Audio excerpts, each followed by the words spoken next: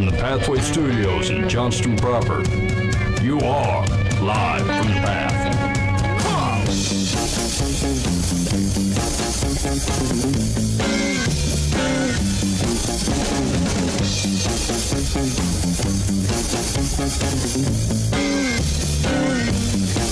I am a working man, I get things done. Work for the Holy Ghost, work for the Son.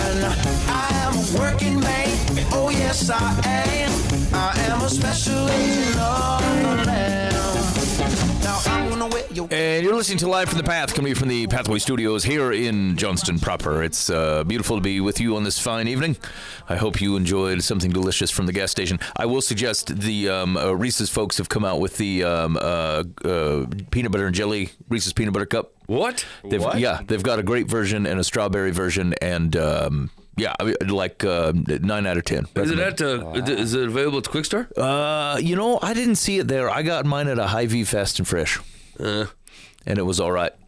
Anyway, I mean, FOMO, you got to try it. Like you got to try. I don't understand how this has not happened up to this point. It's crazy. I mean, you think about it. Yeah, it makes sense. It's wild. This has not occurred. Whichever guy that thought, hey man, I'm gonna put this stuff right by the counter, so they'll look at it on the way out. The impulse buys or whatever. Yeah, like he had me in mind. Like totally. If we put anything within 3 feet of the counter, I'm like, ooh. What's that? Even gross stuff. I'm like, I gotta try that. I'll give that a shot for sure. Okay, here's what we got going on the show this evening. So the Pope Francis died today. What was his full popery name? This is just Pope Francis. What? He wasn't like Pope Francis Paul? I don't know. Maybe not. Yeah, I couldn't tell you. I don't keep that close of an eye on it, I guess. So, this is slightly on the peripheral, but I was looking in my Google Calendar yesterday, and of the pre-built holidays that Google provides, Easter Monday was one of them. Huh. I'm like, where's this coming from? Yeah. And so I clicked on it. I thought, well, maybe there's more cultural information available to me. As a Christian, I feel like I should know, but as a pastor, I'd be embarrassed that I can't explain this Easter Monday business. Right. So I looked at it, and it did not tell me anything else. Have you guys heard of this? People referring to it as Easter Monday?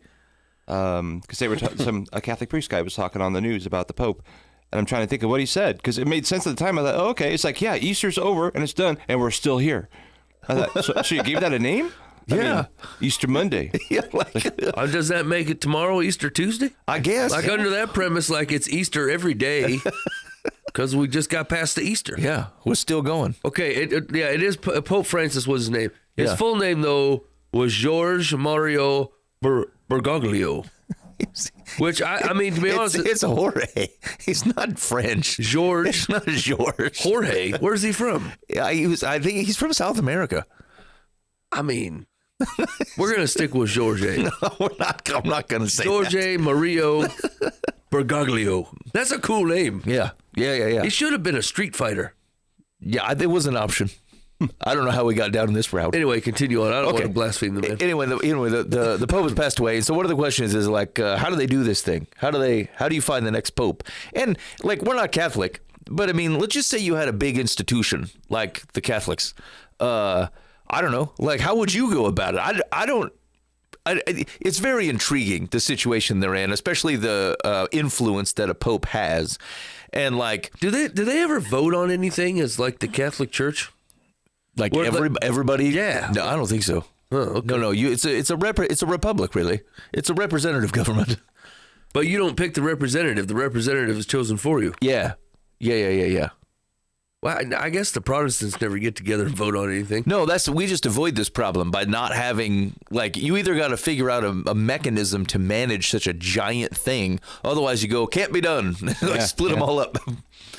Yeah, most churches, though, there's all kinds of votes for all kinds of things. Well, at the individual level, you're right. Like members can vote. Yeah. Like I've been so far out of that. It's been 24 years since I've been in a church that votes on stuff. You know, because we don't work that way. But Yeah, I talk to friends all the time. They're like, "Oh, we're gonna have a vote on whether we change to a communion juice." I'm like, "What?" We're not going to do that. Which it's just wild though. Like think of that, and like I'm the ultimate cheater because like the house church thing just completely blows up. We don't have to manage anything, but because I feel like it's so difficult to start to like the bigger you go, the harder it is to manage. The more I'm like, I don't know, are we even talking about the right things anymore? And it can be done.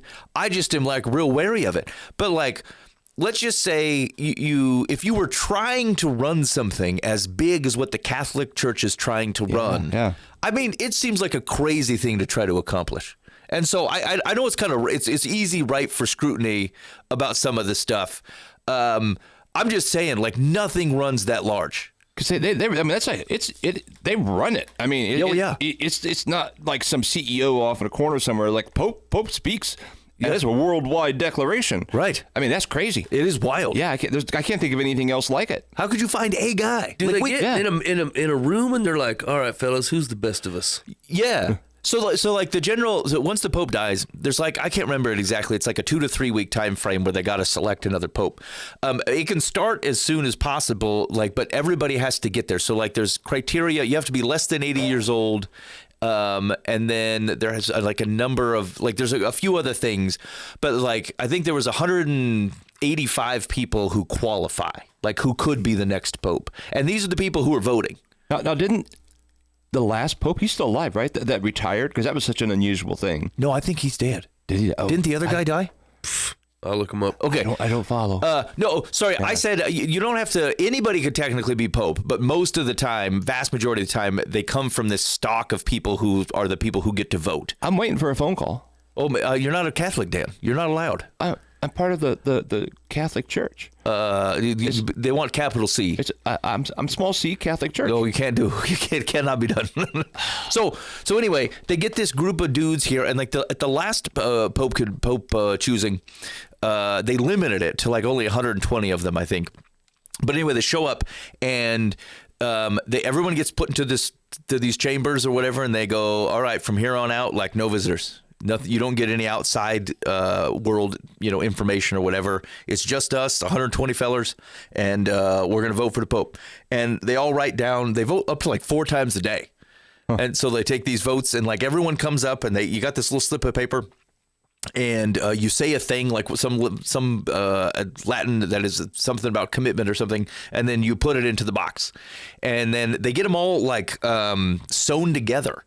They like sew all these votes together, and they count them up, and then if there's no consensus, I think it's like 2/3 or something, they take all of them and they mix it with a chemical so that when you burn it, it's a black smoke, and then that's where the black smoke goes out the chimney. It's why the cameras are going to be on this chimney in like a week, and there's going to be like 24/7 coverage of the chimney over at the Vatican. Yeah.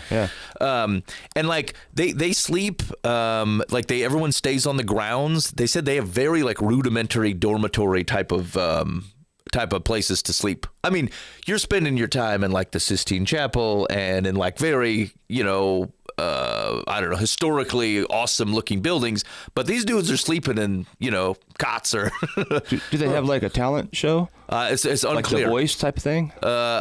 Some people sing. Maybe put a mask on and totally try to guess. But I mean, like, are they all like praying and then be like, hey, let's get together in a couple hours, everybody go pray about it? Oh yeah, I think they pray together, and people are praying separately, and there is some jockeying, like there would have to be. Yeah, like you just. Because you're saying there's like 175 people, and those are the ones voting on themselves? Most of the time, it's coming from that group of guys. They could technically grab anybody, but most of the time, it's from that stable of dudes. Okay. And so, like, you get to hear they're trying to figure out, you don't want to. It's kind of like a jury. Like, you just don't want to be way out of left field and not know where the winds are blowing. You got to know where you're going to start compromising or what people care about or whatever. Have they ever kicked a pope out? Like, have they made a bad decision and they're look, man, you're depoped. Yeah. Yes. Huh. Yeah, they've had to do that. So anyway, and they just keep doing it. And they said like 2 to 4 times a day, and they keep doing it until they get closer and closer, and eventually you get to 2/3. And they take all that up and they put a different chemical in there, so when it burns, it's white smoke, and then everyone knows that a pope has been chosen. And then within a few hours, that pope will come out and generally speaks, and he gets to choose his name. So Francis, we said his name was Jorge Mario Bergoglio, and he chose Pope Francis. He became Pope Francis off of Francis of Assisi, and so same thing. Like the Pope gets to change, and it kind of like it gives them a chance to like you get a sense for what they care about. So Francis of Assisi had a deep care for the poor and the underprivileged, and you do see that a lot in I think what Pope Francis was trying to do, and so same thing is going to happen here. Like you kind of get a sense if you get some guy names a Pius X or something, like you know that he's like a hard noser and he's willing to take the sword, and so like that's what you'll get, and then whenever then the stuff all just starts falling into place and he starts poping. I think the whole thing is fascinating to me. Yeah. They have to have some type of sense of what's going on. I mean, you got 175 whatever pick guys. Every one of them's thinking, "Hey, this could be me." Oh, right. I mean, why wouldn't you vote for yourself? Yeah, I don't know. Or are they honest with themselves and say, but John over there, he'd be good. He's probably better than me. Yeah, I think that's going to be because like it could go one of two ways, right? Like everybody's like super humble about it. They're like, I don't know if God's chosen me for this. What about the rest of you fellas? And they all do the same thing, right? Until one guy's like, no, yeah, it's definitely me. They're like, I don't know about that. I mean, who screams right to the front? Well, and think about it. Like, let's, maybe it wouldn't go quite this way, but if you took that same structure and you looked at non-Catholics, so let's just go with Protestant churches, and you think of all the big leaders. You've got some theologians, you've got all kinds of like very popular pastors. And let's say you could scrounge up 120 of them dudes to put into a room. Like, wouldn't that be chaos? Oh, yeah. And there's no way they'd come to a consensus in even 2 weeks. Kenneth Copeland and what's the guy we always make fun of with the curly hair and Olstein. Yeah. Well, yeah. Jesse Duplantis, Mark Driscoll. Are you going to put all these guys in a room? TV evangelist guys who are building empires and are like, okay, there's only one of you. Yeah. We're going to vote. You wouldn't get to 2/3. It feels like there's no way. No, it would never happen. No. You couldn't do it. You couldn't do it. And think this was the Protestant churches like so split because like you'd have theological lines where people like hard nose cannot do it. I can't vote for this guy. The Catholics are like, well, I mean, this is what the Catholics believe. So everyone in here is Catholic. So, I mean, that helps. We can lose, but I mean, it's not kind really. It's the age-old question, though, like, because it depends on what community you're in that almost kind of guides which kind of pastor you're going to have, right? Because you're right, like there's really good theologians out there, but they couldn't deliver a sermon to spend their days. Right. Mm-hmm. There's really slick talkers, but they got, they're more motivational speakers than they are whatever, Right. And then there's like pastors they're just really good at running a church, right? The business of running a church, right? They make sure this is funded and this is whatever. And so like, what is the Pope's like job? Actually, I think you've seen, but like I'm no Catholic historian. I know somewhat enough to be dangerous at times, but like I think it is varied by popes, and so you saw the 2 popes previous to Pope Francis, like were largely concerned with the theology. They wanted to make sure, like, has the Catholic faith articulated itself to know that people knew where to stand on hot button modern issues. It was less pastoral. It wasn't not pastoral, but it was less so. It was more like, hey, how do we think about these things? And that was true for I feel bad like Benedict and John Paul and John Paul. But then Pope Francis was more pastoral. Like he would be the guy where like, some of the popes would go to these big cities. He almost wouldn't like stop and do big events in big cities. He would always go to like the peripheral cities. He would, there's like multiple places of which you can stay in Vatican City. And his is like the most, like the not ornate one. Like he was that was his backgrounds where a lot of the work he did. And you see that when he chooses like, Francis of Assisi, Like that's the vibe that he's giving. And yes, of course, like when he spoke, people listened, and like it got him in some hot water a few different times when he was talking on something that was intended to communicate a level of grace to individuals, and like it got translated into, oh, this is like new. There's something's changing about how the church thinks about things. And really, he's like, it's almost the equivalent of things where I would say there's some conversations that are kitchen table conversations. Yes, I mean, if you ask me plainly, what do I think the scriptures and Jesus feel about X, Y thing, I can tell you that. But it doesn't mean that I want to. What I want to do is have a kitchen table conversation with you, because I know there's a lot of that goes into these types of things. Yeah. And like, I'm not defending Pope Francis. There's some things that I just flat out wouldn't agree with that he said. But I do think the tenor of what he was trying to do was more pastoral than those other things. And because people were looking for like very solid lines of which to say ins and outs, goods and bads, sometimes he was difficult for both the more conservative and more liberal folks to take in because of that. He was dealing with human situations. But unfortunately, to your point though, like, you're the one guy whose words carry impact to the whole world. Like, maybe you can't have that guy doing it. Mm-hmm. Like the pastoral guy who can't, like, I couldn't do that. I couldn't have people hang on to my words. Like the things that I say to individuals in comfort and encouragement, like, I'm just not that careful with my words. And so I'm the wrong guy for that job. Yeah. Anyway, that's what I don't. But I think it is as like it's. I mean, it's rife for. Hey, can people abuse it? Is it mystery? Is it mysterious? Well, yeah. But like, what would you have it be? Like, you can't have it be some sort of populist circus. Yeah. Like, and you can't have, how many was it? Like, 1.5 billion Catholics or something? Yeah. Like, it's not like you could send out 6 billion. Yeah. So you can't go send out votes for everyone. And so, yes, you got representatives. Yes, they're older and wiser dudes, coming in to do that. And it's the Catholic Church. Are you surprised it's all fellas? Like, these are not surprising things. It's like there's a practicality to it. And there's one thing, like the things I've always appreciated.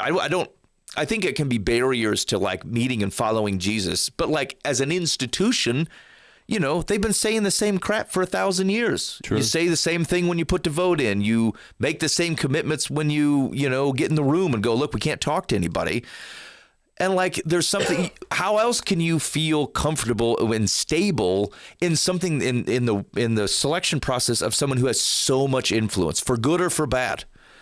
That, like a crappy pope could. Here's the thing. A really terrible pope, like, don't just whiz on Catholics. You know what I'm saying? Like, if something were to happen, like, it would fall on everybody else who claims to follow the same Jesus. And so, like, I don't believe in the pope as an authority figure, but like, it does. I will pray for him. Mm-hmm. And I will pray for the process because it does influence how people think of Jesus. And so, anyway. And I would say the average unbeliever who's not attended church anywhere, they don't know the difference between a Catholic and a Protestant. Yeah, right. There's just, okay. Whatever, and actually, I think they tend to lean to think that most Christians are the Catholic version, right? Yeah. Because it's the most new, not nuanced. It's got its most idiosyncrasies, right? Like they automatically think of a nun or a guy in a black, cloak with a white something or other, or doing Hail Marys or stuff. Like, if you were going to ask people what Christianity was that doesn't know anything about it, they know the form and the function of the Catholic Church better than just about anything. Yeah. It's most visually apparent. Like, if you were to walk down the road and say, hey, pick out me the street thief, like, you're going to look for exaggerated, cartoonish versions of what a street thief looks like, but most of them look like you. That's what makes them good thieves. Yes. And so that part will stick out. How old was Pope who just passed? Wasn't like 88? He's up there, though. I mean, so everybody in that crowd who could be in that pool of potential new popes, they've really been vying for this job for the last 5 years. Oh, yeah. I mean, no, he's not going to last forever, right? No. So it's not like out of a clear blue slate, okay, guys, now what do you want to do? It's like people have been thinking about this. Yes, right. And he's been sick. He was sick the last number of months. And so, like, probably 2 months ago, people are like, I don't know, Theodore, you might be a good one. Let's start talking to people. Right. Yeah. I'm always watching your health because one of these days, if you're gone, I'm taking over. Yeah, Dan's taking over. Was that a cough over there? Maybe you got the tuberculosis. Or Mike the and I dengue. can start vying for that chair. I'm not in, Dan. I'm the wrong guy. I don't see any white smoke. Okay, you're listening live from the past. So I don't know, interesting stuff to be praying for, regardless of whether you're Catholic or not. It is a force of which people recognize and believe Jesus is involved in, and so it is important. Just like if there's a CEO of the Fellowship of Christian Athletes, like I'm not one of them, but I should still pray for the guy, and I care who they pick. So I hate that you said that. Like, I forget to pray for the things that are actually important to me. You know, and then I'm like, hey, man, have you been praying for the CEO of the Fellowship of Christian Athletes? I'm like, well, no. Dang it. I don't often Didn't know do there that. was one. But, like, I also will pray and then go, well, nothing else is coming to mind. I'm like, that's crazy. It's crazy that nothing's coming to mind.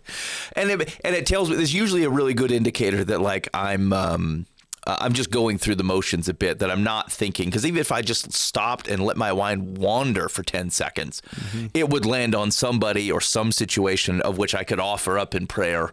And if I'm like the same, you pray for your wife, pray for your kids, pray for the day, make sure you don't say something you shouldn't do.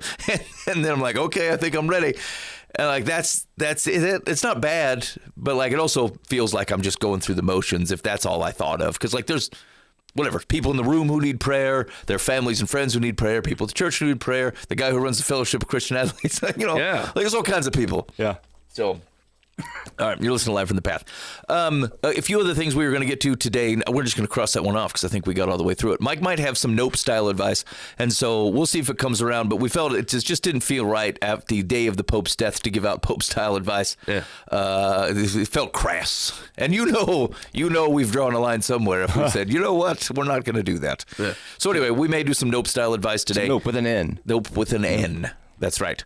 And then we had, it was an observation, and maybe I'm not sure. I don't know if it holds, but like, there seems like people who are wishy-washy in their faith, I've often found, also appear to be not standard behavior in their other like non-faith life, and I could just be sensitive. That's a really nice way of saying that. Yeah, does it seem right? Like non-standard.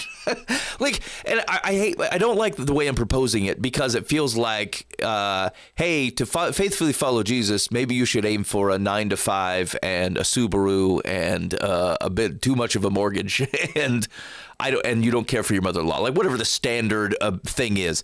That's not what I mean, but like. It has seemed consistent that like I know lots of people where their faith seemed to like go wishy-washy.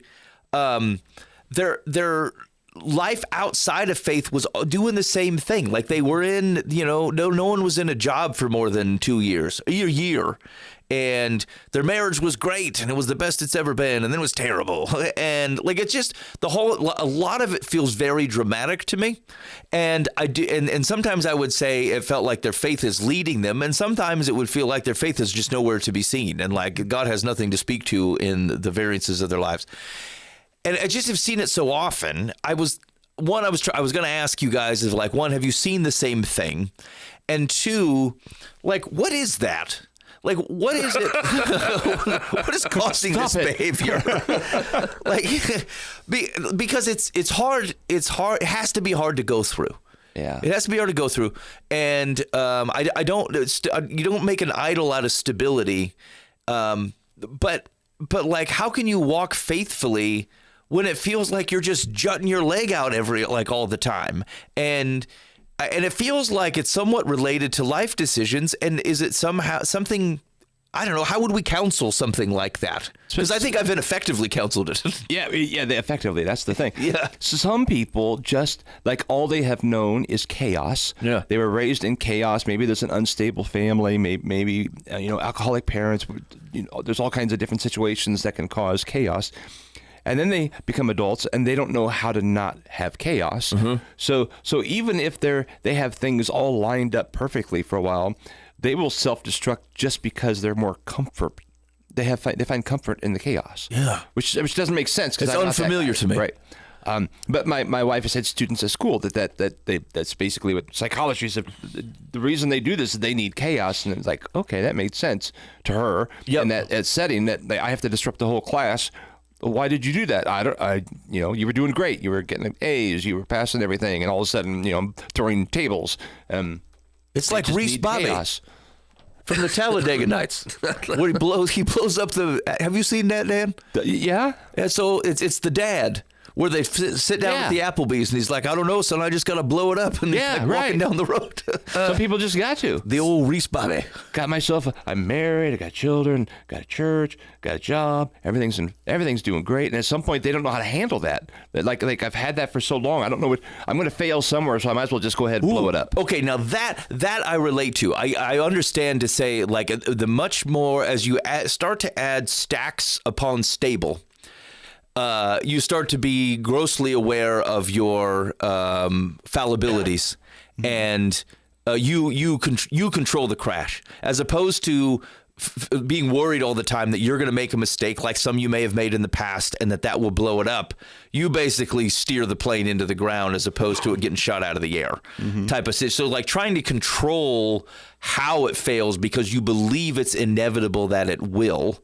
That it's not right, but like I get, like I guess that was my reaction, which is like, well, how do you help someone be more comfortable in the non-chaos? like with entropy diminishing, how do you, because to your point, like I have seen people, they're starting to go well, they're trending in the right direction, they're feeling good, they're establishing themselves, they're getting healthy relationships, they have money that they have never had in the past, like there's a stability to that. And then you're right, if it feels more like if that's not helping you to go, hey, I like this, I should keep this, you're not getting more comfortable, because where I would feel like, oh, you must be getting more comfortable. But if you're looking at it going, yeah, it seems like more that I can screw up. And so if I can blow this up a little bit, and maybe it's not like super consciously, but like you're just trying to control a little bit how the thing destructs. And so you're not having to carry the weight of all those things, because at another point, think of the responsibilities of the fellas in the room.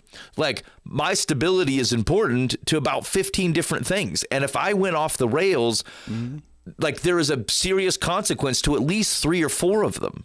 Whereas if I didn't, if I was unstable, no one would put things on top of that stability. And so whether I fail or don't fail, doesn't have as much of a consequence. Like there's a lot of impact to failing in a stable world. And so sometimes it's easier just not to be stable so that people don't stack the responsibility on top of it.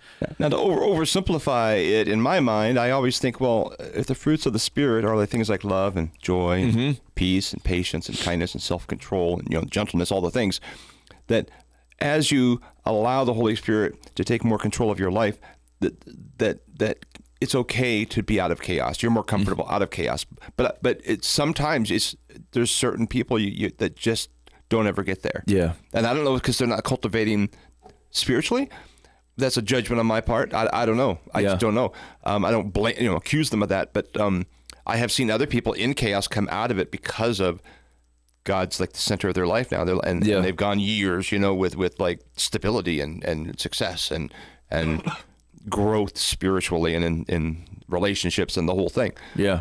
But then some don't. And that goes back to maybe a little bit of what we talked about last week, is we were talking about like how, maybe it was a couple of weeks ago, but what you believe, even like theologically, if you're chasing highs and lows spiritually, like I know it feels boring to just be the guy who's like, I just read my Bible every day.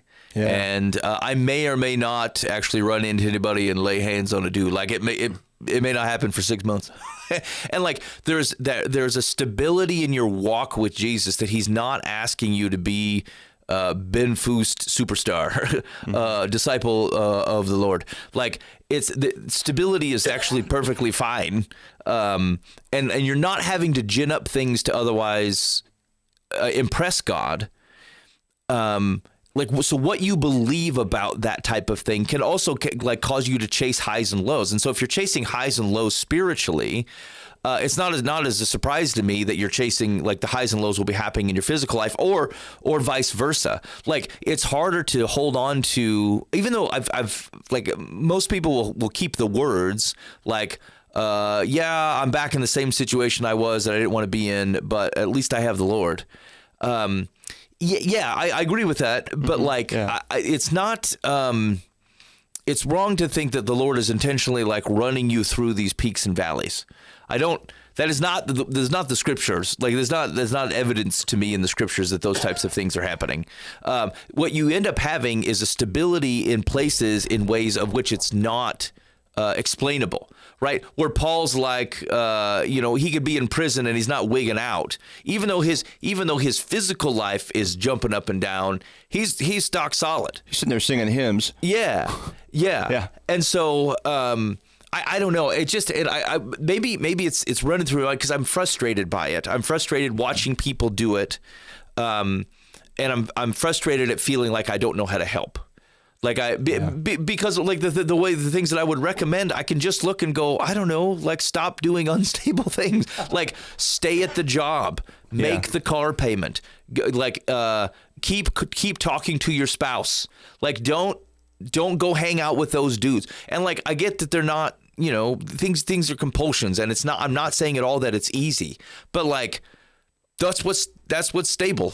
And like, as you do that, you then start to, spiritually, like don't go chasing things here and there. Like just try to keep praying and try to like remind yourself of the true things that God has told you and stick with those things. And so anyway, like, I know it's not all that simple, but like, that's my point of frustration is like, I mean, I bet it's 24 folks that pastorally or relationally that the situations have come up, and I'm like, I just feel like I'm failing them because I don't know how to help it. But it's the same cycle of stuff. Mm-hmm. Same cycle of stuff. Yeah. You're right. This is fairly nuanced, right? But like, just listening to you put all this thing together, there seems to be like a couple major orb problems, right? Mm-hmm. Is especially the peaks and valleys, like thought process, right? The whole point of following Jesus and having faith in who God the Father is it takes the focus off of you. Like, God has to still be good whether you perceive it or not. Yeah. Today, tomorrow, 3 months from now, whether God just told you that you got to be naked for 3 years to prove what's going to happen to Egypt. You know what I'm saying? Like, yeah. And so if you get in a pattern where you're chasing spiritual highs and being affected by spiritual lows all the time, that's only from your perspective that it's a spiritual high. Oh, yeah. Or that it's a spiritual low, right? So you're still the main focus of the story. And so, yeah, is that dangerous? And yeah, will that lead you to believe that your perception of God changes based on how it's going for you, right? Like, yeah, that's unstable. Right. So like the consistent part of being a Christian is the fact that God is consistent. Yeah. Everything else is not, and so the consistency that this is where it gets kind of melded up with the American dream a little bit. Right. Because what you don't want to say is that being a Christian or like God has you set up to have a boring, stable life. Yeah, you don't want to Adderall the Christian life. Right. And it's why people would rebel against it. They're like, oh, well, we need more rules because our life needs to look this way. We need to have more rules. We got to do this. We got to rein this in. We got to make sure we don't stay up past 9:30. You can't be within 3 miles of a woman. You know what I'm saying? Like this kind of stuff, or no dancing, And so like we do all this because we're like, it's a safe, consistent life. But the problem is all your consistency is built into Yahweh. He's consistent. Yeah. Right. And so like if your life could be a chaotic mess. Talk to any AA counselor, right? Or like, or a pastor, for heaven's sakes. Like it's coming at you from 10 different directions on the different levels of depravity. People have decided to sin their way into trouble. And you're like, good night. I haven't heard that one. I've been doing this for 25 years, but you can still have stability in Christ Jesus. That's where it's at. Your life is not a reflection of whether he's stable or not. And so I guess what I'm trying to point to is like mostly those ups and downs are in the eye of the beholder. And so instead of chasing the ups and downs or even calling them ups and downs, right? You go, God is consistent. God is good. This is the situation I'm in. And like your choices start to become more consistent because as you start to follow Christ, you start to live a life that's not about you, right? It's ultimately about him. And secondarily, it's about everyone around you. And by the time that you get that order figured out, you're like, all right, God's general principles and heart really dictates a lot of my behavior right now. And then after that, I'm responsible for, or I care for X, X, X, and X, and X. And so then by the time it comes down to you as the third priority in the whole shebang, you go, I actually can't do this. One, because consistent and loving God says that's not for you. Two, if I do it, it's going to have this effect on the other 10 people that I'm sacrificing my life for. And so by the time it gets down to me, the odds are now 12-1 against. Yeah. I just can't do this, you know? Yeah. I just can't. And so like, it's not all a spiritual problem. And I think that chaos thing is probably right to some aspect, but once again, it's still self-focused. Yeah. And so psychology will go, this is why they will do this. And once again, it goes back to like, this is informed, but not excused. You do this because it's still about you, right? And I don't think anybody's nailing this. You know what I'm saying? Like, yeah. I'm way guilty of failing at these things, but there's a level that I will not fall to. I just won't, because God is still God. And I have way too many people that I've sacrificed parts of my life for that fall because I decided that it's probably been 3 times this week where I'm like, I just can't do this. Even when it comes to like taking a day off of work, right? Like if I wanted to burn a day of PTO to go work on somebody's house for them, and I thought, you know what? I really want to do this, like just for me and for them. That's good, but I can't do this because the thing is that PTO, that paid time off, I'm going to need to go on vacation with my family. I can't do I can't just do this. I can't just take a day off to sit around and do nothing because I feel like I need a rest and a Sabbath. I can. But there's consequences to that, and they don't all fall on me. And I decided I got to go to work, you know? Yeah. And so, like, there's just a certain level of doing this after a while that you're like, if it's not all about me, which you should figure out pretty quick that it ain't, you know? But the joy comes from all of that. That's the hardest part to see, is like, if you think that if I don't focus on me, no one will be out for my joy. Well, that's the story of the Bible. God says, I'm out for your joy. You do this. I am consistent. You follow me. You listen to me. You read that Bible even on days you don't want to. You need to find me good even if it's your life isn't, right? And those are the stories of the faith that people are like, that guy was awesome, right? Paul is classic for this. Dudes that are being like taken by a hostile terrorist government and held in there for 20 years and they're praying in their cell, you know, like telling the gospel to everybody, and they get out and they're smiling. They're like, yeah, God had me doing work in the cell, you know? Yeah. And like, these are all the things where you're like, now that's faith. That's what we're looking for. And so it's unfair to boil it down to, look, man, you're thinking about yourself too much, but it's 85% of it. Yeah. Yeah. It's too bad too. Cause like, no one likes to hear that. You don't want to hear that, when you're going through the wishy-washiness and say, at the end of the day, dude, like, even your bad decisions are selfish, and like, not to pile on, but like you got to decide that like I can't, I won't choose, like what I want is this thing. I'm not going to choose me. Yeah. I'm going to choose God and his direction for my life. I'm going to choose the people that I have some level of responsibility or influence on, or frankly, even just people who care about me. Cause frankly, like wishy-washiness puts people through the ringer just cause they love you.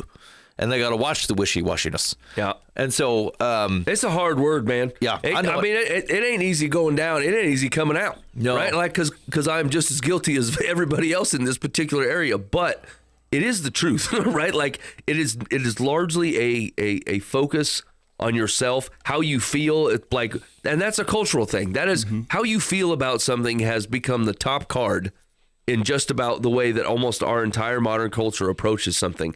And like, it is a super hard word to have to look at somebody and go, look, man, it doesn't matter how you feel. Right. Like, Right. And I can't even, like, 20 years ago, I said, I don't care how you feel. Now I do care how you feel. I'm just saying it doesn't play into the cards. And that's unfortunate because it's going to feel worse for you, but feelings come and go, right? Consistent God stays the same all the time. How many people over the years I've talked to who have like had affairs, and now they're trying to either figure out, do they break up the marriage up? Do they go with a new person, and what's going on? It's always a selfishness thing. The whole thing is selfish. I felt good about this. This person, I felt like they loved me more than my other person did, or whatever. And I always think, well, what has kept me from doing? Well, for one thing, I've never had the opportunity, I guess. But why do I never put myself in the opportunity? I've You're thought an ugly before. man, Dan. I've thought before. What if the opportunity presented itself someday? Like, how would I battle that? Yeah. So I'm not overly judging other people. Like, well, what do I have in place to make sure that say someone threw themselves at me, and I'd be like, whoa, it's all those other people that you have counting on you is part of it. Well, number one, I made a promise to God, so I'm not going to let him down to my best of my ability. But I have a wife I made a vow to, so I owe her, whether I'm happy or not, or whatever, this or that, I still owe her. I have children who have a certain view of me that would destroy if I started doing that. I'm a pastor, so I have who knows how far that goes, the waves, the ripple effects of that kind of, there's so many reasons to not do it. Yeah. And none of them have anything to do with me. It's other people. It helps center you, keep you stable, I guess, is when you waver yourself in any issue. That's affairs came to mind because it seems like you hear about that periodically. Yeah. And I think it's the ultimate selfishness right there. Yeah, and I think it is. I think that is harder for people because we are culturally surrounded with an elevation of your feelings. Mm-hmm. Like I felt like a thing, and like it's not always like they're not all craven. Like sometimes you just got you got a feeling that goes, look, I'm just feeling to Mike's example, I ain't not feeling great today. And I just don't really want to go into work. It would be great to just sit here and get some rest and rest it out. But Mike ends up doing the thing that you don't want to do because for all the other reasons. And so the feelings had to go, yes, but you weighed against these other responsibilities and situations and things that are important to other people. I'm going to have to go do the thing. And I think we have, I think there's a wrong, I'm sure we've talked about this, that you can overdo it. It's that your feelings do matter. They are, it's true that you're feeling them. Whether they're lying to you or not is a separate question. But even if they are true, it doesn't mean that they always get the loudest voice at the table. Sometimes, there's all kinds of just think of the things that we call the temptations. These are all feelings that you have that you're am I going to act on this or not? Am I going to spend my time thinking about this thing? Am I going to take action on this thing? Am I going to harbor these feelings towards someone else, either whether it's ill will, resentment, or lust, or whatever it is?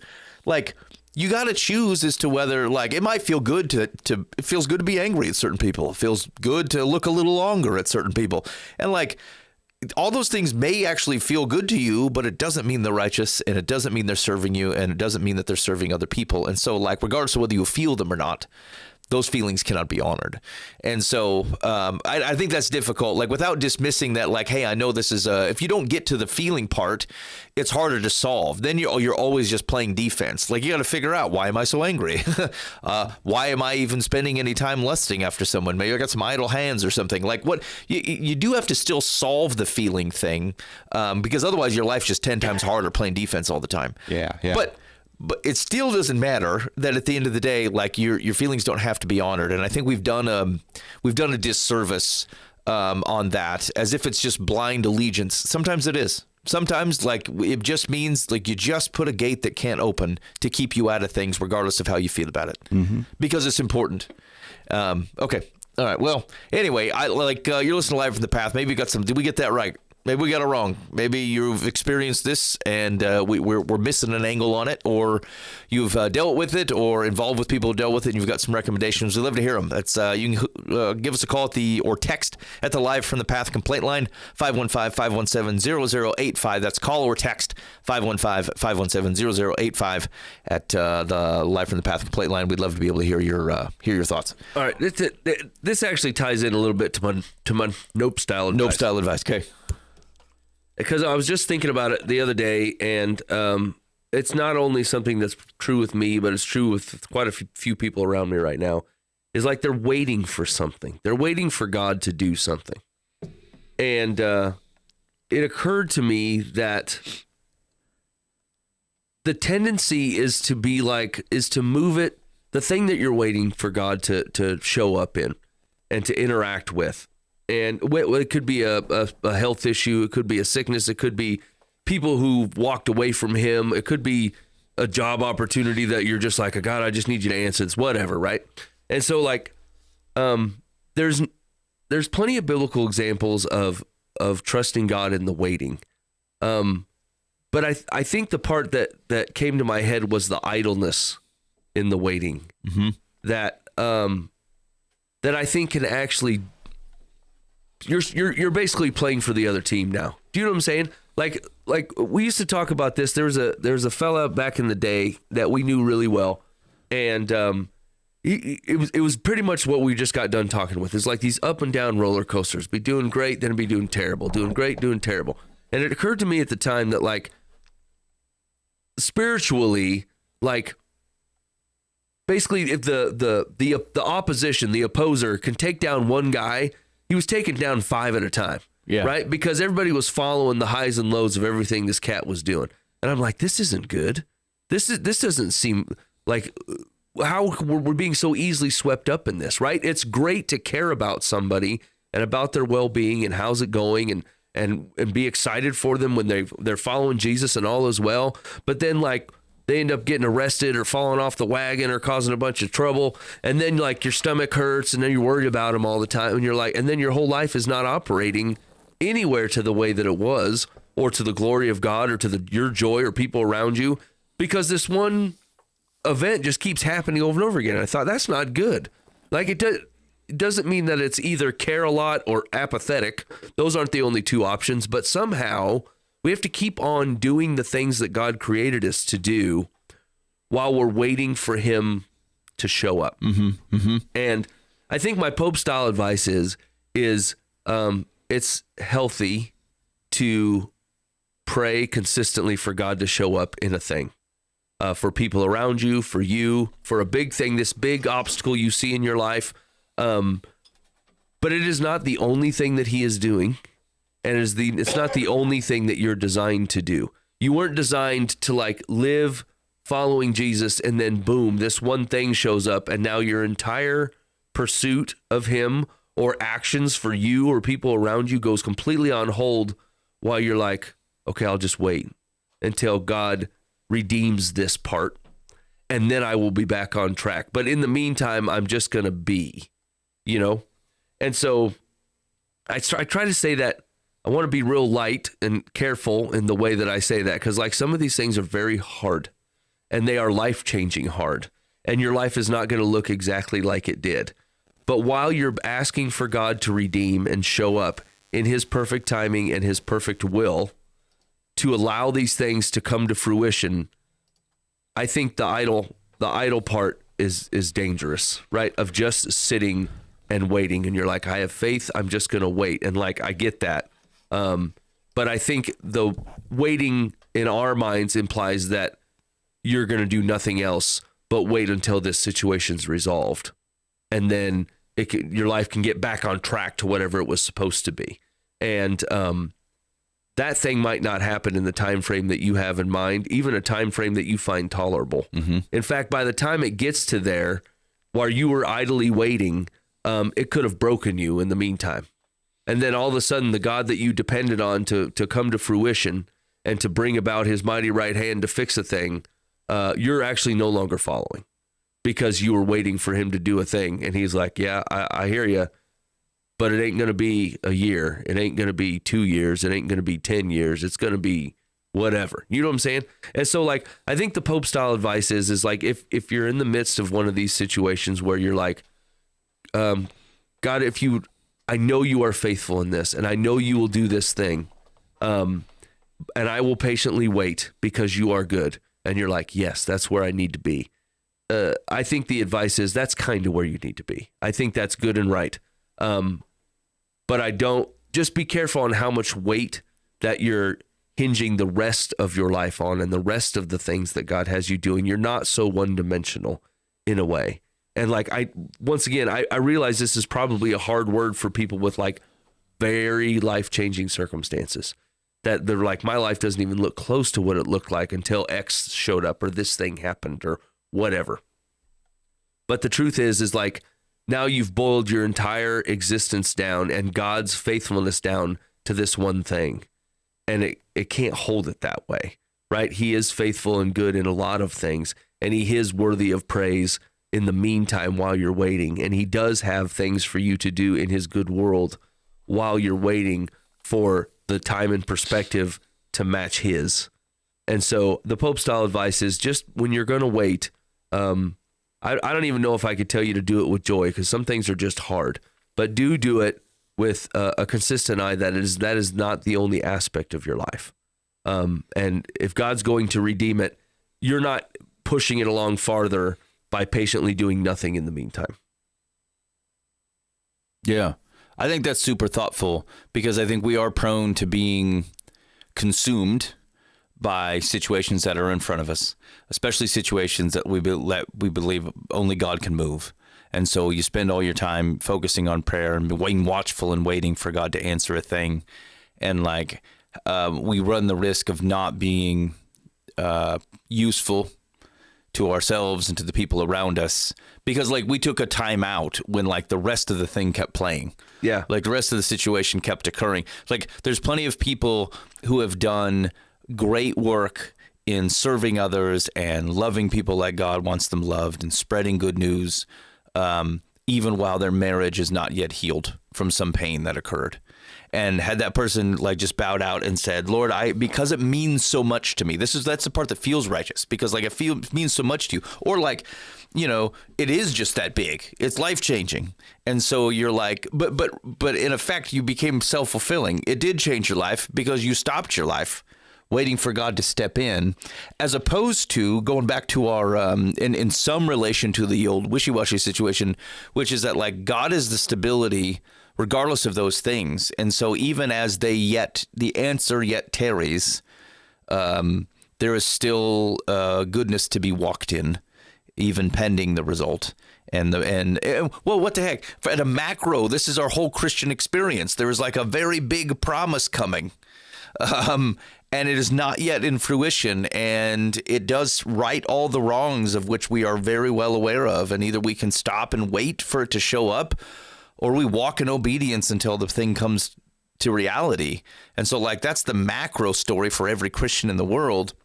And now shrink it down to whatever your thing is, where you're like, God is going to redeem this, or God, I need you to answer this thing. And I still got to wake up tomorrow and bake eggs and, you know, interact with these people and blah, blah, blah. And sometimes it's hard because the thing is important. I think it's righteously important. I think that I honestly, what I think it boils down to is like, if you still care about it and you still care about the person or the situation or the thing that you need God to be involved with, it hurts too much to continue to not be apathetic to it. Which is why we try to do that, right? Like, what would be easiest for you and less burdensome is if you didn't care about it. And so sometimes we go that route. We're like, it's just going to be what it's going to be, you know? And you're like, I'm out. There's nothing I can do. God's going to handle this. And like, that sounds half faithful too. But like, it's okay if it weighs something, right? It's also okay to take that weight and throw it back on your creator and go, God, this is heavy. And I wasn't built to carry that. And I'm pretty sure you know that. And so I have to, like, it's an exercise in faith to keep throwing it back to him every day and going, I can't carry this, but I also am still breathing on your good world. Help me figure out what today looks like without letting this entire thing eclipse all of my being. Because I wasn't created for that. This is your weight to carry. And like, that sounds like you're bailing completely, but what you're actually doing is exercising your faith. And that's what it looks like to trust a God. And so, anyway, I just know that there's enough big things that people are like, I'm waiting for God to do this. I'm waiting for him to redeem. I'm waiting for him to open eyes. I'm waiting for him to heal. And all these things are like, they are heavy. And I don't think anybody's saying, yeah, just set it down and smile and skip off to work. That's outrageous. No one's saying these things, but I think it's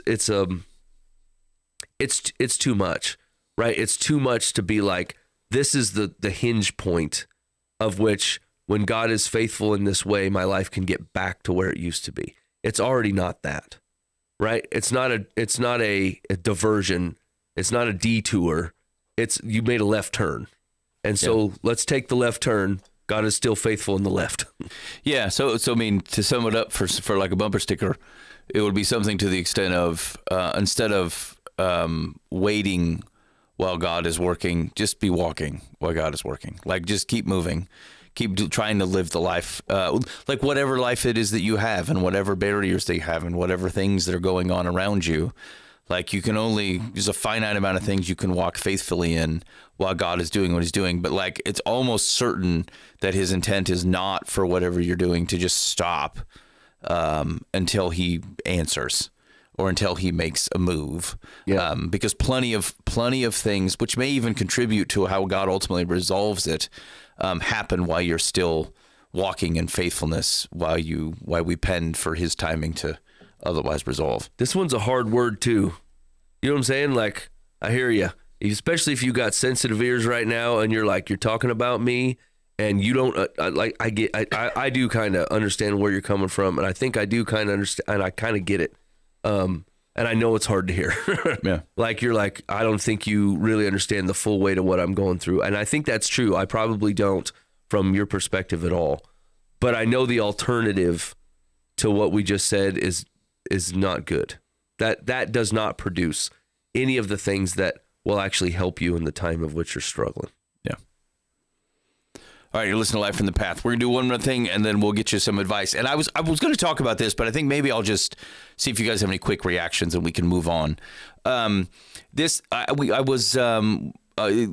Sunday was Easter Sunday, and I was taking a shower in the morning, and I had not otherwise planned it. Like, we did like a liturgy that I had drafted, which is just like a combination of scripture and then tunes that we perform.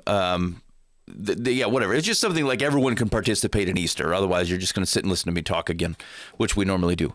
And so anyway, we're going to do that, and everybody likes it because it goes fast, and everyone gets out of there on time. And Mike was going to do, I think, a tune, and then we were going to call it a day.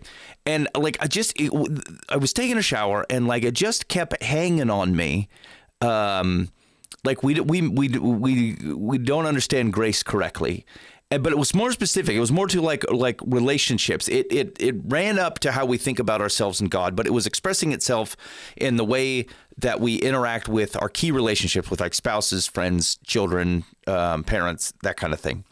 And I'm pretty sure that like it came from there was a Facebook clip of Mark Driscoll, and he had said, like, I don't know, within the last few weeks, and the thing he had said was, before you fall out of love, you fall out of grace.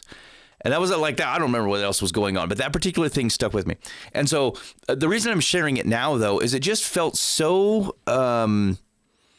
relevant to, if you think about, key relationships that you have, like before you would ever say, hey, you probably would never come to the terms and go, hey, spouse, I don't love you. But like, you give up on how gracious you are with them much, much quicker. Like, it's a very low barrier. And think of like spouses are the hardest because you're used to their behavior. They act how they act, and they probably have been acting that way for years. And so your patience for that, your grace to overlook it, your grace to be able to go, not only do I forgive that, but I'm going to help reconcile their problem, not just make sure that they understand that I'm pissed about it. It's so easy to lose because it's so hard to actually continue with. And same thing with your kids or kids to parents, like, my dad's always like that. Or, the kids this is the 10th time and they never seem to learn and blah, blah, blah. And it's like, I'm not asking you just like whitewash over all the things that might, need to improve in some of these relationships. But I am saying that your heart about it needs to be the 70 times 7 type of heart. Needs to be the God looks at me And of all the things that, like, maybe I'm irritated because my kids have for the 50th time not done something that we've set clear expectations on, and my heart's getting a little mad about it. And then I think, well, God is in that same situation with me, and he seems to be handling this very gracefully. Like he still seems to love me and is not like trying to throw me over the coals. In fact, he keeps continuing to provide a helper to try to help me get it right, as opposed to just going, Ben, I want you to know how wrong you have it. Now fix it right now. He's like, yeah, I'm going to do that, but I'm going to send the helper. Because I genuinely want you to get to the place where the things that you're doing align. And so I thought of that it was just hitting me on how many times have I been ungracious with my wife because, oh, there she goes again, doing the thing that makes me irritated. And it's not that you can't notice it, just like God always notices, he's going to notice you falling short. It's just his heart positioning towards you, in those behaviors is so kind and so gracious. And sometimes I feel like I realized personally, and I felt like this maybe had some relevance to everyone, is that I have lowered the bar of what it means to extend grace to my wife and to my kids and to my friends, probably, in that I was measuring it by hold my tongue, or I didn't bail from the situation. Like I refused to take a phone call or said, look, I'm not going to listen to this anymore and whatever.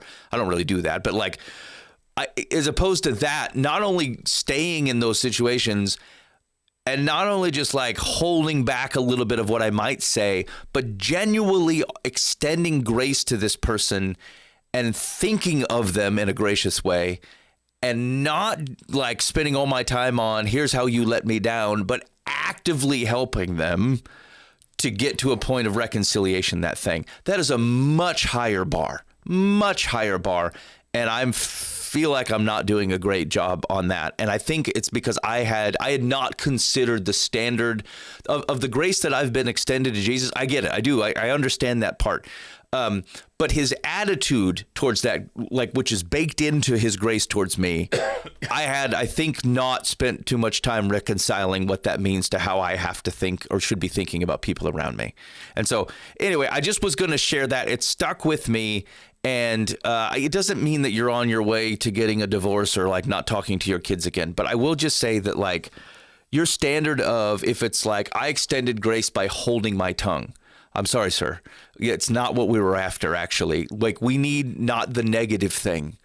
We need the positive thing. Okay, so times -1, head in the other direction. Not only do you not get to just not hold your tongue, you're going to say something kind, and you're going to be gracious toward how you think about them. And if it's happened for the 10th time, you're going to go, they must be really struggling. How can I help them get that thing reconciled? Because I love them and I want to see a change in them. I'm not going to overlook it, but like, that's my attitude towards it, not just, I'm not going to say anything there. See, I was gracious. It's not, we've cut the word out a little bit, and I have, or at least it's not sticking with me. So anyway, I was just going to share that in case that's helpful to anybody. It was necessary for me. Yeah, and I think that attitude of grace actually does not. Sometimes we associate grace and kindness with not saying a hard thing, and that's not true. Right? Like, you still can say true things that might be hard to hear out of an attitude of grace and kindness. So, like, it doesn't abdicate you some responsibility or even some authority, honestly, about some of the realities. And, like, I suppose they take it how they're going to take it. But, like, you can, it's your heart posture is the issue that we need to address, right? Yeah, the hard thing you're saying is still coming from an attitude of reconciliation, when most of the time our attitudes are like, we just feel burned. Somebody burned me. Someone ignored my preference. They ignored my word. They caused me some sort of grief or whatever. And I want it known. I want it to be clear, especially marriages is so hard. It's like, I want you to know you've inconvenienced me. I want you to know that I'm frustrated because this is something that we had agreed to and you let me down. And basically, a lot of our attitude is reflected, our priority is that people know how much I am put out by whatever the situation was. That's not the heart of grace. The same behavior still needs reconciled. I'm just like the gracious attitude, like God doesn't do that to me. He doesn't go, Ben, I need you to know how put out I am by your shortcoming. He makes me aware of it. I still need to change it, but his attitude is one that extends it to me and tries to help me and provides help and moves me into fixing the situation to the best I can. But it doesn't have to be self-justified. And that's where a lot of our stuff is. Like you notice, parents, you'll notice this, like, I didn't raise you to be this way. This is not about you. Why are you saying this thing? Like you made something about you just now. Yeah. And like, hey, you know, you put like I know why you're doing it, because you're trying to help your kids contextualize that, like, your behavior matters. It hits other people. That's not wrong. I understand that too. But I'm just telling you that regardless of the words you're using, your heart isn't actually out for like reconciliation and you're thinking about them. You're thinking about you, and you want people to understand how mad you are. And like it's total human behavior. It just isn't gracious behavior. Like, that attitude is so hard to get to, but like, it's just a much higher bar. And I think if you realize how hard it is for you to do in your human relationships, then you become much more thankful of what it means for God to react the way he does to you. And I think we know that. I think most Christians will be able to go, yes, I should be gracious to other people. God forgives me, so I forgive them. But you've made it an exchange of, like, I don't know, a words or something, or a ledger in your mind, and you've completely removed the attitude or the posturing around what it is to be gracious. Jesus not only gives it, but he sacrifices to make it happen. We're not doing that often. And so anyway, it's hard. If that doesn't hit you hard, I think you're not understanding it. But anyway, extend the grace, and it's an attitude issue. All right, ready? Yeah, let's do it. Dear Life from the Path, I have a 16-month-old who has recently learned to walk. My mom was watching him one day a week while I worked part-time, but she ultimately decided it was too much stress on her back and said she could no longer lift him. Lately, she's been telling me I need to, quotes, train him to do certain things in order for her to watch him without lifting him. For example, climb into his own car seat. Life from the Path, he's too young to consistently do anything like that. It's no longer possible for her to put him in his car seat, lift him to put him in his crib, high chair, etc. She's being very pushy about me finding alternative ways to do things that ultimately will make more work for me. I think it would be safer and easier to pay an able-bodied caregiver. Talking to her about this has become stressful because she calls me, quotes, crazy for thinking this is a safety concern. If we're at the park and he does something unsafe, I pick him up and remove him because he is not yet a reliable listener. How do I discuss this with her in a kind but firm way, and is my concern valid? I'm missing something. Like, just get someone else to watch the kid for another, I don't know, for the next 6 months or whatever, till he can mostly. I mean, there's always going to be a risk that a kid needs to be pulled out of a situation and you're not capable of doing it. And maybe you want to roll the dice on that in about a year.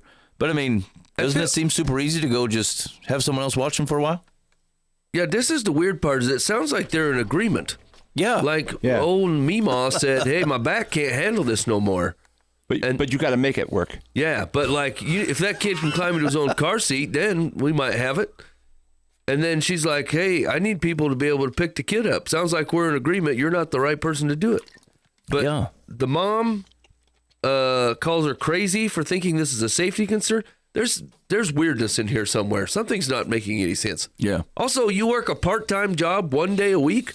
I mean, how big is this linchpin? You know? Okay. Yeah. So this feels relatively straightforward. Like you're gonna need to find someone else to watch this kid. Do you think the mom's like, I just want to spend time with him, but I can't be the sole caregiver of this monster.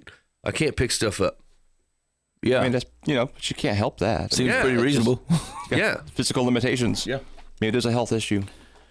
Yeah. Yeah. I don't know. Doesn't it feel like the person writing the letter is taking advantage of her mom, and doesn't want to not I guess I can't tell. It's hard to tell whether she's like, hey, does my mom actually even have these problems?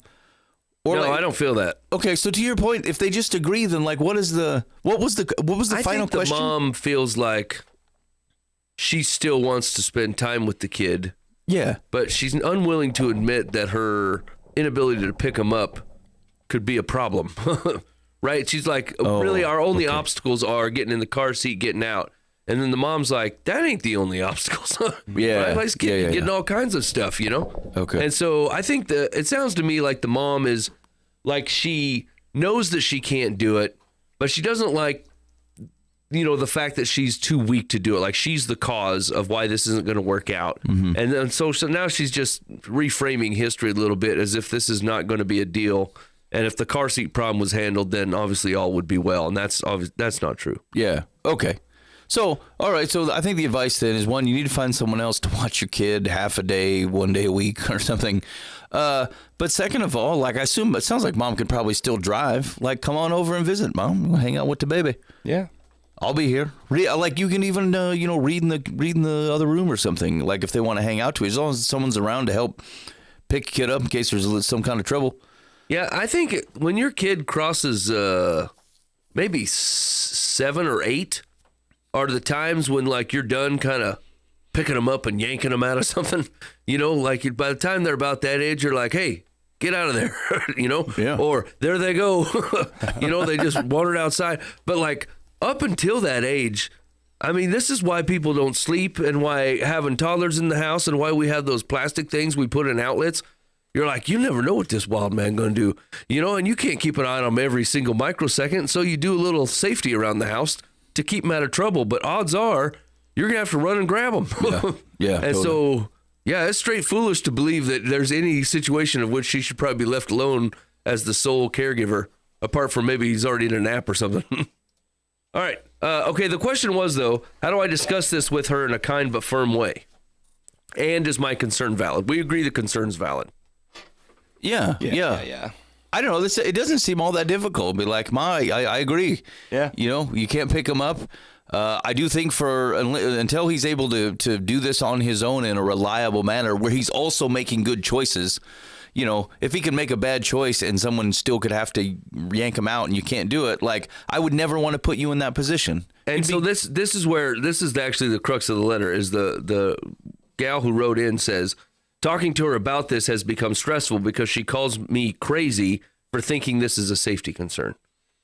So I think the grandma is in just a little bit of a denial on her age and abilities. And Well, but if it wasn't a safety concern, I see what you said that she's just limited to, like, the car seat situations. Like, she's not thinking she's there might framing be it as if the car seat's the problem. Yeah, okay. The mom is like, it's all the problem. Yeah, okay. I mean, whatever. Maybe her mom's just, like, manipulative. I mean, you got to do what you got to do to make sure your kid's taken care of. I think I would say, Mom, we disagree on this. And, like, if I'm wrong, it sets everybody up for bad. The kid's in rough shape. It would make you feel guilty if something ever happened. And so, like, maybe I'm overreacting, but this is what I'm going to do. Okay. That's what I would say. Yeah. I mean, Secular says, you are not crazy. Of course your concerns are valid. Your son is years away from being able to do what your mother is suggesting. End those discussions. She needs to be told kindly but firmly that she loves her grandson, but he needs more hands-on care than she is able to give him, which is why you are hiring someone to do it.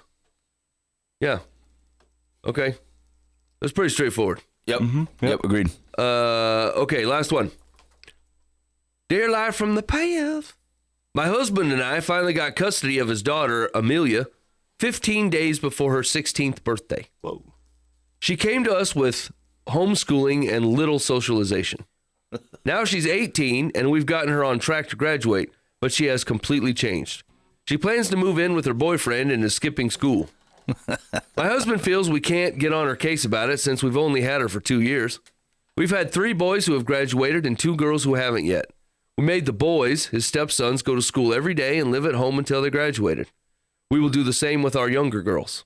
Life from the Path, why is he scared for me to tell Amelia that she can't move out until after graduation, especially not with her boyfriend, or get on her about missing school all the time?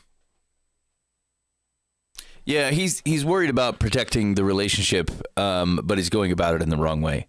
First of all, you said she's 18, right? Yes. Yeah, I mean, she could leave now if she wants to. Yeah. We talked about this, I want to say a week or two ago. Like, you just you got to realize where you don't have any control. We're actually thinking this is going to happen at my place, and I think it's going to be a little bit messy. And that, like, I have an 18-year-old who is not going to move out, but we homeschool. She's going to be done schooling under our direction, and is going to have a job and this type of thing. And like, we've got all the things that you would think as a parent. Like, I've got monitoring services on her phone, and there's just in her time. Like, hey, I care how much she spends, and you can't use her cell phone in the living room and watch movies all night and all kinds of things where you're like, hey, as a parent, these were our limits. And like, I'm not sure all those continue to qualify just because you're living under our roof. Like, they could. But like, when you were responsible for your schooling and some other things, then they made sense to me. I think there's a point, regardless of whether I think she's going to be wise with it, that I'm not sure it makes sense for us to continue to monitor or try to restrict. And we're more in the encouragement role. Like, I hope we can influence her to making good decisions, but we got to get out of the bucket of which we can force them, because like, it doesn't help her transition to a life in which she has to, end up actually making her own decisions. And so, I think this cat here is worried that because she could bail, that if you overpressure on school and these other things, that she might just go, give you the right couple of fingers and then head on out the door. And he doesn't want to force that. But that's too short-sighted. Like, if you're being over aggressive on some of these things, then you need to back off. But if the thing that you're doing is for her protection, or it's wise, or it's good parenting, then you should do that anyway. And just know that, like, sometimes people make bad choices in reaction to that thing. And like, I hope that she doesn't, but like, you can't control it. And so what you can't do is like completely tiptoe around people and hope not to offend or make your kids mad at you by parenting them, lest they make a bad decision. I know it, and it comes from totally the right types of places, but it will not end up well. And so I would say, but that's why it's not because he's being a real sissy. He just cares about the relationship. He's worried that if you press too hard, that she will make a bad decision, and you should be thoughtful about that. That's not the same thing as a guy being a real wiener and who doesn't want to discipline children. Like, it comes from a different position, be my guess. And so just be careful. But I think he is still approaching it wrong. I think you make sure your boundaries are reasonable and set them, and go ahead and continue to hold them. Yeah, I'm kind of wondering what has happened that they got custody at 16, and she was in a homeschool situation. So that would imply to me that it's a family that was caring for her and engaged in her life, and now suddenly she's with them, and then her life, like, the wheels have fallen off. Yeah. And they're trying to figure out what to do or how to keep them on. Gosh, that's a hard... It would make sense. Like, that explanation would be very helpful. Only, Claire, I've seen homeschool both ways, right? I've seen homeschool with very involved, very attentive parents, and I've seen homeschools where they're like, hey, our kid's causing too much trouble. We got to homeschool them. Yeah, right. It's almost like this kid got denim sprung, like they went out on sprung out where they got involved in all the things they never saw before, and they just embraced the lifestyle. Yeah. I mean, the flat out, like, some of the things, Ben saying, like, part of growing and figuring out how to be adult is screwing some stuff up. And like, what you're hoping for is it's not super permanent things or, like completely crazy life altering things. And so, I mean, it's pretty classic that, your kid's going to get in a relationship that you're like, I hate this. I hate everything about this. This is not good for you. These are not good decisions, and like, it's usually not forever. That's usually not the path. But like, you offer, like Ben says, like, your house is consistent. It's, you know what I'm saying? Like, this is the way that we act here, and like, I know that there's a certain extent where you're like, hey, these are the rules under my roof and you're going to follow them. These are the rules under my roof for people who are of school age or we're training to be adults, right? But once you get there, the rules change for the adults in the house, right? And so maybe you get the phone or whatever, or maybe you can watch movies all night. You're the one that's got to pay the consequence and get up 6:30 and do responsible adult things. And so like, some of that stuff is letting them fail. And like, I agree, like the skipping school part, that's a problem. You're going to have to address that. She chooses to move out and live with her boyfriend and fail out of school. I'm not 100% what you think that you're going to do about it. You could probably cut like funding out of her life if you're paying for like gas and insurance and occasional fun time food because they're going to school. That's a privilege of living at your house and comes with your protection and love. So, I mean, you pull that stuff if you want to as just not out of anger or spite, but just like, hey, man, that's kind of the deal. You're here. I know that you're restricted because of some of my rules.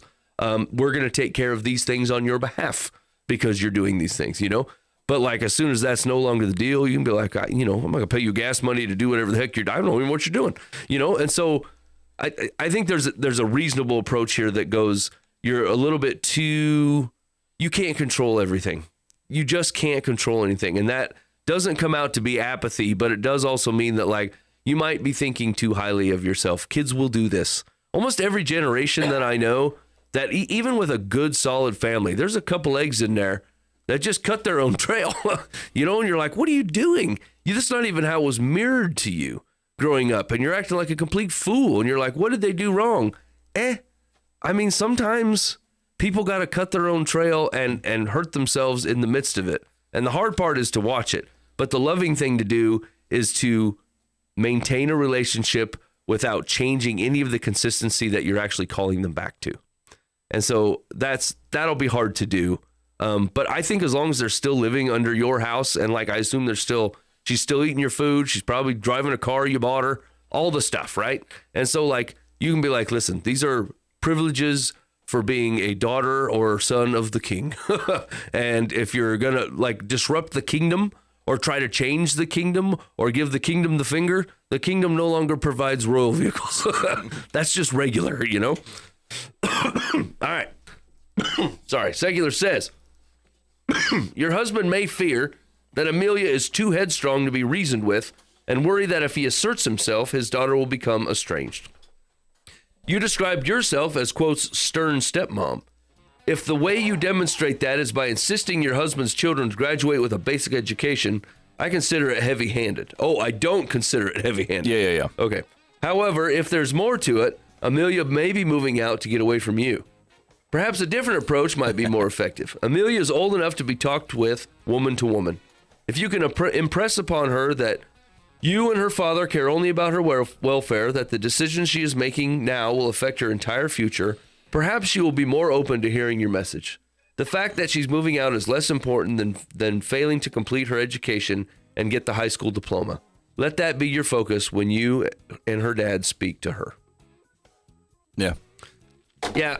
That feels a little disconnected to me from being around teenagers. But like overall, like you can have a woman to woman or man to man talk with a 17-year-old, and I think you should do it because it's the right thing to do.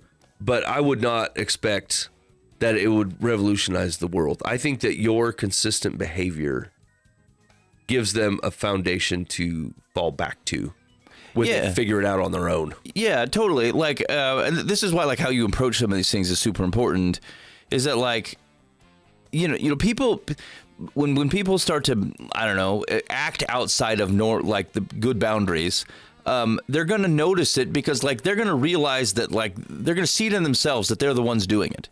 Because you're stable. If you follow them out there, their boundary seems reasonable to have gotten out that far because look how much you're overreacting. And now you got two people running outside of boundaries. But like, if you can just say, if you're predictable, you're stock solid, like your decision making is like they could have guessed it before it even happened.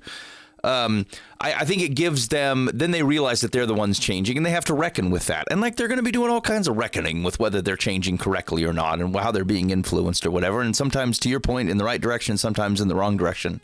But like, you just cannot force things. And like the more that you will try to over crank on it, like they will rebel against that. It's built in them to not, you know, to go out and do things on their own. I don't think God put it in them. And so the more you can't try to live your life vicariously through them, you can try to help your best to get them to make right decisions and influence them and use the tools at your disposal to do so. But I would just make sure that like she's not, that this kid is not rebelling against places of which you are being unnecessarily heavy-handed.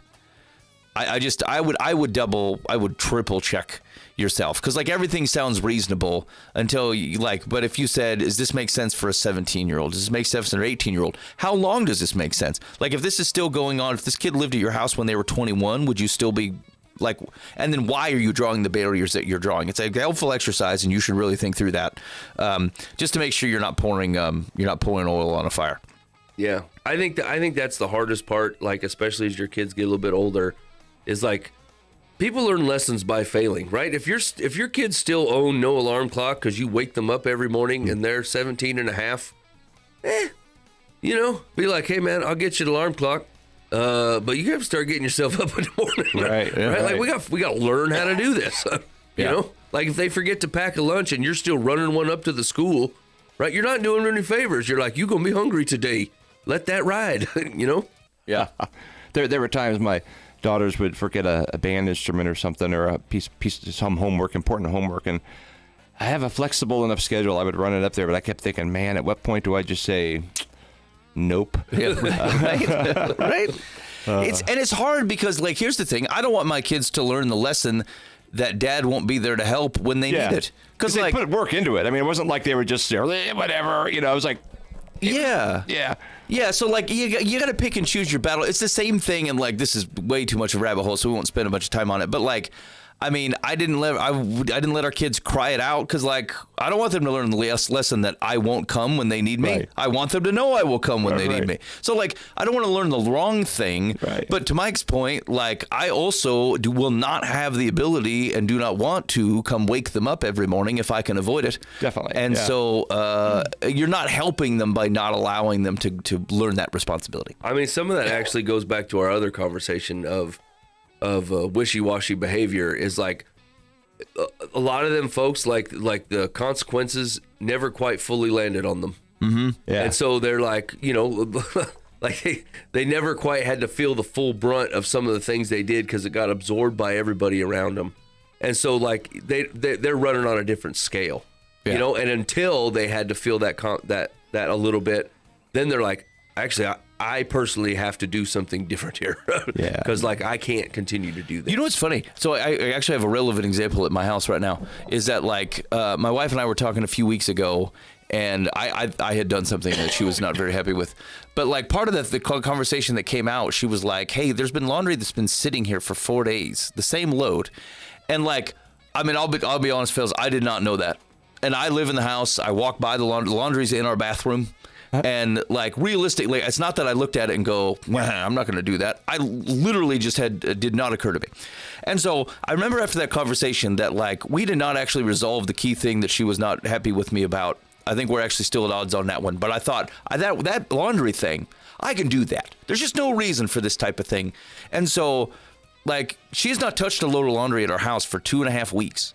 I got us caught up. I keep us caught up. But like one of the things that's the problem though is that like I've been going and getting the kids' laundry. Because like the problem is if you let it go, everybody in the house has their own like basket, and then everyone gets it full at the same time. And so we go from no laundry to all the laundry. I said, this is dumb. We're not going to do that. And so I've been like, I'll be upstairs and I'll just grab one of the laundry baskets, got half a load in it, another one with half a load, and like thing runs like a top. It's going great. Yeah. But she said, she's like, hey, you're not teaching the girls right. Like they got to remember to bring their own laundry down. Like we're not preparing them for life if they're not bringing their own laundry down. And this is the place where I'm like, here's the thing. If I didn't want to do this laundry, yeah, totally. I want them to do their laundry. They should do it. But are you telling me, like realistically, if I kept this behavior up, they get 2 years down the road, they go to college, they go 1 weekend where they have dirty laundry, and what's going to happen? They're going to go, I have no idea. I must call dad and he will drive 6 hours. No, they'll go, crap. And they'll put the stuff in the laundry and they'll put the soap in and they'll wash it themselves. I'm not worried at all that they're not going to have this skill. And frankly, at the moment, it makes more practical sense to me to just do the laundry and keep it moving and have it not pile up and have other people not worry about it. Yeah. And so that was the thing where like it's pretty standard for households to go like, yeah, we got to teach the kids responsibility by having them do their own laundry. I don't know. I'm not sure on that. Now, having them cook their own meals, well, yeah, because like that's actually kind of an acquired skill. Like you don't just show up and know how to cook meals, and so I think that takes time. But like the laundry, I don't care about that laundry at all. I think it's perfectly fine. So, anyway, just a current example. My kids been doing their own laundry since they were 10. Yeah. Yeah. They rock it. Nope. But we don't do it. We're terrible. It's a parenting problem because all the kids do it. All the kids have this problem, right? So, like, we've failed them for sure in some way or another. I just don't know that trying to force something right now actually solves my... Like, it's more important to me that the things are just moving. They can learn that one pretty quick. Right, they're going to pick it up, and so I don't care. You do have to watch them, though. That tall one I got, she'll stuff that washer like a concrete mixer. I mean, I don't know. You couldn't get a fart in there. There's so many clothes, and it comes out as this big amalgamate blob. You know that's not right. Well, here's the problem. Like, the main issue is that we're also not very good or consistent at our laundry, and so by the time, kids are going to go do their own laundry, they're having to chuck someone else's laundry out, or like mine's half washed and it's wet and it's holding the place up.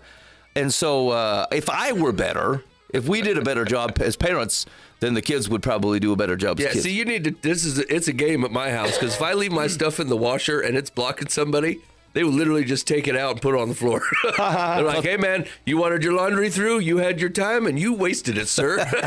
So then I got to rewash my stuff because they smell like steak. And I'm like, well, fairly done. I should have got my stuff out. Yeah. And here's the thing. I'm not against that. I don't think it's a bad thing to teach your kids. I just, like, from a logical perspective, I'm not worried about it. Yeah. Okay, you're listening to Live from the Path. Hey, real quick, sorry, before the show ends, we did get a submission on the Live from the Path complaint line last week. We were talking about the advice we would give to the housekeeper. Or, like, what is the gift that you give to the housekeeper? And the suggestion on the complaint line was, I think that this housekeeper deserves something that really commemorates the relationship between these two. Not something that will wilt away like flowers. And not something too romantic like jewelry. Oh, stop it. If this housekeeper has been housekeeping for 30 years, she must be busy all the time. Because when you think about it, housekeeping is a busy job that keeps you up to all hours of the night doing laundry and all sorts of things. So she would probably love a vacation, right? A beautiful trip to maybe the Bahamas or Italy where they can relax and really enjoy their time. They can sit on the beach and revisit all the good memories they had when working for you. And they can do this instead of sitting at home feeling awkward because their boss got them jewelry or feeling underappreciated because their boss got them flowers. Also, vacations are expensive, so to pay for one really shows how much you care for a person. I mean, that feels well-rounded, actually. Jewelry isn't always romantic. I don't know. Would you get another man a ring? Oh, yeah. Okay. Oh, yeah. How many have you done? I've bought 0 rings so far. Okay, that's what I thought. I don't think if you're a house cleaner, well, I guess you can have life outside house cleaning, but it's not like you have a lot of opportunity to wear fine jewelry. Yeah. I mean, I don't know. Yeah. Guys, They have you're a life way outside. overselling this fine. I mean, we didn't order it from the Tiffany's. You know what I'm saying? Like, this is just A cheap bobble? crap. Yeah.